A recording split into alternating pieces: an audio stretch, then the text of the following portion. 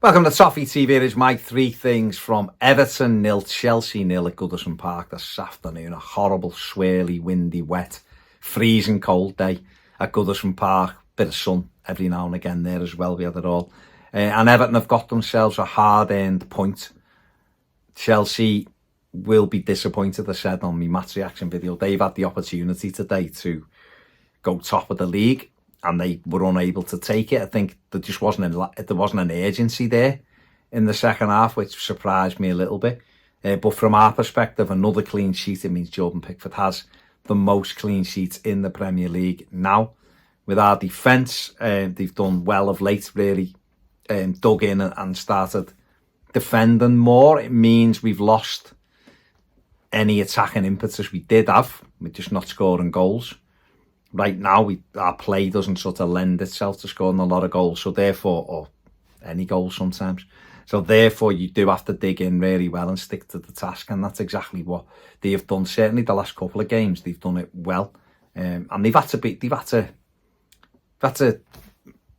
hang in there a little bit, if you like, in both games. Obviously today, Chelsea have had 75% possession. They've had more than double our shots in the game. But we've hung on in there, and you could argue that Sanchez has had more to do than Jordan Pickford, and that's not something you'd expect going into it. Chelsea being the top scorers, of course, in the Premier League. So hard-earned point for Everton.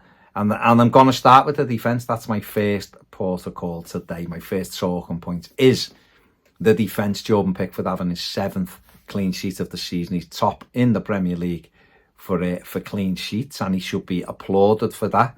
Absolutely he should. He made 2 big saves at Arsenal last week. He made a huge one from Jackson today, and was also out smartly a couple of times to smother shots from Chelsea as well, and got his clean sheet. It isn't just Jordan Pickford. I think the defence has done really well of late to dig in. Man United apart, we were dreadful at Manchester United, and we pressed the self-destruct button, and it was really poor, and we were hammered by it. But they've dug in. I think the manager and the coaching staff have gone back to just trying to be hard to beat. Now, that will grind you points out, draws out. The fear, just a slight negative on it, the fear is you don't win many games, therefore you don't move away from where you are, and you're in a relegation battle because you can't get away from where you are. That is the fear of it. The positive side of it is you stop conceding goals, you're grabbing points here and there, and you just keep totting it up.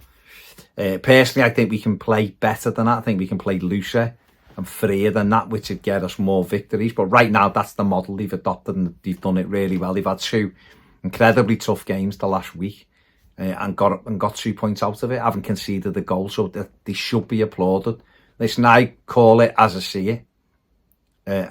I'm not overly enamoured with the way we play in the slightest. Like I said, I think we play within ourselves. I think we've talked ourselves into a bit of a relegation fight because we've not been free enough attacking. But you can't take anything away from putting a defensive front on and doing it well. And that's what Everton have done well of late, and they ground out another hard-earned point today. The defence looking a bit more like itself. I thought Branthwaite's looked shaky-ish since he come back in to the side after a couple of injuries, but I thought today he had his best game certainly since he got back in the side. I thought his passing was better today, defended really well today. He's up against Nicholas Jackson, who's very good, of course, and I thought he did really well today.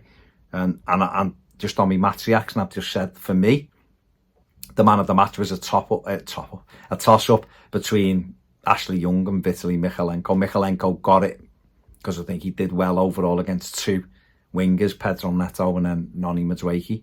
Young did well as well, but didn't finish the game, of course, got replaced by Seamus Coleman. So Mykolenko got my vote for man of the match. But I think when Tarkowski, who seemed to, I don't know whether he'd had 3 cans of Red Bull before he played, other energy drinks are available, before he played, but he was wound up. He had the proper cob on. Today got involved in everything. And so much so that he got himself into his perfect Tarkowski mode when he went for a 50-50 with Enzo Fernandez and made sure he won that challenge. And he's, you know, again, I excuse me, I really like Tarkowski. I think sometimes he's rash. I think there was a couple of moments today he gave silly free kicks away from being rash, but in general, he's been a brilliant signing for Everton, very dependable. And I thought he's done really well of late, and the defence have been what has grabbed Everton at some point. So, well done, Jordan Pickford and them. Second thing I'm going to talk about is undoubtedly the next bit of that, which is the goals. We just do not score enough goals. I think that's 14 in 16 Premier League games, which is really poor, isn't it? It's really poor, less than a goal a game. We can criticise Dominic Calvert-Lewin, who isn't scoring goals at all. You know, Illiman and Jai not scoring goals, not weighing in with this year. Whoever's on the right, whether it be Jack Harrison, Jesper Lindstrom, not scoring goals. You know, Dwight McNeil at Christmas is our top goal scorer with 3, which is atrocious because there is goals in this team, and it is the way we play. Isn't conducive to getting people in the box and putting the ball in the net. However, we are starting to get a few more options available. Obviously, Armando Broja today couldn't play because it was against his parent club. So it's good he's involved, and he'll be back for Manchester City away and then Nottingham Forest at home, and that's good. We've also got Yusuf Chimiti back. He was subbed today, and that's good because it's given the manager options. We've seen Beto come on and do okay today as well. So it's good that Sean Dyche is getting some options. I think he must be disappointed as a manager with Lindstrom and Jai and Harrison's goal return. Jack Harrison's had probably the biggest chance of the lot today and hit it straight at Sanchez instead of just lifting it over him or smashing it as hard as he could. And you can't blame Sean Dyche for that. That is Jack Harrison, 8 yards out. Okay, the goalkeeper's big, but he steadied himself with his left foot. He had all the time in the world to slot it and missed it. You can't legislate for that, and he has to pick himself up. And Jai, you know, doesn't get himself into the right areas to shoot enough. And the same with Lindstrom. You know, he's missed chances as well this season. So they are going to have to work on that as people, as individual footballers. Yes, the coaching has to be better. The way we attack, our attacking combinations have to be better. But those players individually have to work on it themselves. You can't always blame the manager or the coach or whatever. You have to take responsibility, and they have to take responsibility for that. Broja will help with that, like I said. He'll create chances. Chimiti, you know, looks really lively in pre-season. Dwight McNeil, of course, is injured at the minute. He's the top scorer. But I think as well as that, Everton have to dip into the market as well in January. They have to, quite simply. There's opportunities in the market in January, and they're going to have to go and get one because they need something else, whether it be someone more creative or someone with a history of putting the ball in the net. We need it because it's great being solid defensively, but if you can't win games of footy, you're in trouble. And if you concede goals and think that that's it, then you're in trouble. So we're going to have to be busy, but those front players have got to work harder, work on finishing, stay behind, practice every day for an hour after training or half an hour or whatever, the core as well, and start putting the ball in the back of the net. We can't rely on set pieces to score goals because like today, it doesn't work. So we have to get better in the forward areas. As good as the defence is doing, and it is, we've got to score more goals. And finally, we saw Mark Watts, TFG, representative there, Mark Watts, Everton's new executive chairman, was present today at the game. And this really is a new era for Everton Football Club. You know, I've talked on this when I've done match reactions or 3 talking points. I've talked about the need to get the takeover completed and sorted. It is all done. Friedkin Group own Everton Football Club. And from now, it's about what can we do? How can we change things quickly? Perception, sometimes easier to change than reality, certainly in the short term. But you can change perception by doing things right. You can change perception by bringing players in January. I know it was mentioned again the other day, there's some PSR challenges, but that's only marginal challenges, and that is room for manoeuvre within that. And there is room for manoeuvre within that. sell someone if you have to, but there is room for manoeuvre within it because down payments on players aren't huge. Loan players, you can still bring in continental loans. There's a conversation to be had with Jack Harrison and over Jack Harrison, of course, because if there's another domestic loan out there that's appealing to Everton, they need to find out what's happening with Harrison. There's been some reports that Everton might look to terminate his loan in January. I don't know whether that's real, but they've bounced around a little bit. So obviously they're going to have to look at that, but certainly there will be other opportunities and some of them will be signing players. So that's one thing. Obviously, we had the appointments of the executive chairman, Mark Watts, the other day. We've also had the new board put in place. There was a footnote on the end of that statement saying further appointments will follow.